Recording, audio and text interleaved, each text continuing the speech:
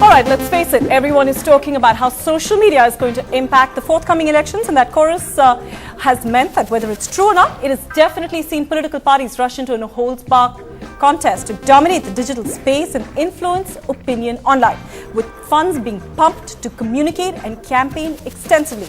So activists are now saying political parties should be accountable for these online expenses, just as they're accountable for the offline expenses, which has led to the Election Commission to seriously put on their thinking caps and see whether or not political parties and social media should be brought into the model code of conduct. But this is hardly as straightforward as it looks, and that's what we're discussing on the social network today. Election Commission to watch over social media. You can tweet us live at TSN on NDTV. And to talk a little bit about what all of this really means, we're joined by a very interesting panel today. We're joined by Dr. Qureshi, who's the former Chief Election Commissioner. He joins us from the capital. In the studio, we're joined by Ankit Lal. He's the head of the social media of the Aam Aadmi Party. And we're also joined by Virag Gupta, who's a constitutional lawyer. And of course, we have with us Nikhil Pava, who's the founder of Medianama. And on Skype, we're joined by Jayjeet Bhattacharya, who is a cyber security analyst. All right, let's quickly look at what is the first thing that we're talking about. The first thing that we're talking about is, should the model code of conduct in fact apply online at all? Let's listen to what Om sent us.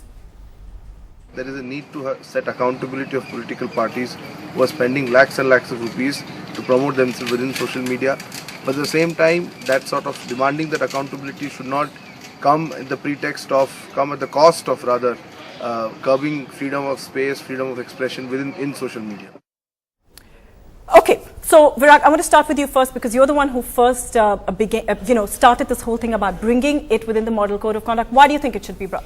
We have given a legal notice to the Election Commission that as per Section 77 of the Representation of People Act, all the expenses toward election are to be aided, except then transportation expenses of 40 political party leaders. So social expenses are to be counted as per affidavit to be given by the parties. If any violation is there, then they are liable for offences, and their election they need to be disqualified. So it has to be counted. There is no question at all. There can be interpretation that how the model code of conduct will apply on the social media. But regarding expenses, law is very clear, and for the free and fair election, for the level playing, and for the enforcement of the maximum limit, it has to be enforced. So you're saying basically expenses are incurred offline. If they're incurred online, then they should be accountable as well. And of course, the communication on social media is indicative of the kind of influence it has on voters. And of course, many people are talking about it. There are really no results as such. But I want to ask you, Jayjeet, the offline space is certainly not the same as the online space. So can the same rules apply then? No, Kashish, clearly not. The first part of it, we don't have a quarrel that the expenses must be monitored the same way that you monitor the offline expenses. But in terms of monitoring things like there should be silence 48 hours before the actual elections happens, you cannot put that on social media for multiple reasons. The primary among them is the fact that there is no verifiable identity that you can establish on the net, which is supported by any regulatory framework.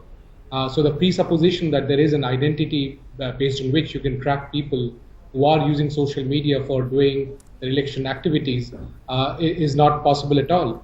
And in the absence of such a regulatory framework, it's a fallacy to believe that we can monitor the social network for any electoral activities, and therefore it will lead to a large number of litigations happening. And most of them will be very frivolous litigations. And the cost of that will far outweigh the benefit that we'll get out of this kind of a regime. All right. It sounds like a bit like an unwieldy process, and that's what Jayjeet is making the point of. Ankit, I'm intrigued by the stand that your party has taken, because one of the things that Aam Aadmi Party has done is really use the online space to campaign yourself and market yourself and reach out to the urban youth voter. But at the same time, you're supporting the fact that it should be brought under the ambit of the social poll code. See, there are two aspects to this. One is the expenditure part, the other is the reach. The model code of conduct in itself covers both these. Yeah. So when it comes to expenditure, of course the parties need to be accountable what they are spending on social media. As per the influence part, in the last 2 days, the model code of conduct, the parties should not reach out to the people using paid means. These paid means need to be curbed. So any expenditure, any paid means in the last 2 days need to be curbed. All right, but that may be technically far harder than it's sounding. Not that much. Okay, we'll come to that in just a bit, but also let's take a look at what the BJP has had to say on this.